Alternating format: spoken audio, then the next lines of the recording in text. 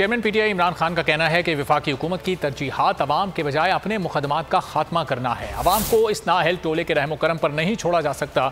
इमरान खान की ज़ेर सदारत सियासी कमेटी के इजलास में मुल्क की सियासी सूरत हाल पर हिकमत अमली तय की गई। इमरान खान का कहना था कि सैलाब मुतासरीन को तनहा नहीं छोड़ सकते। पंजाब और केपी हुकूमतों को हर मुमकिन इमदाद की हिदायत की है।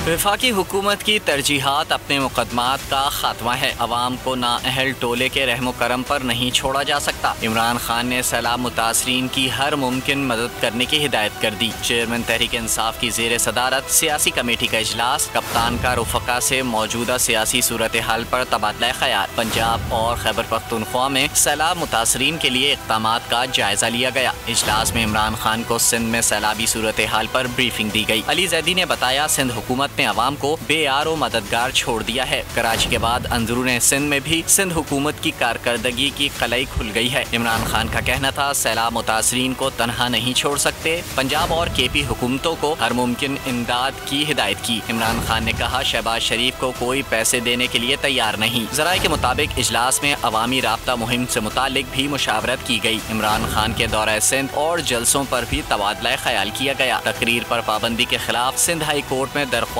पर ब्रीफिंग दी गई। मैं हूं जैस्मीन मंजूर और आप मुझे देखेंगे सिर्फ बोल पर।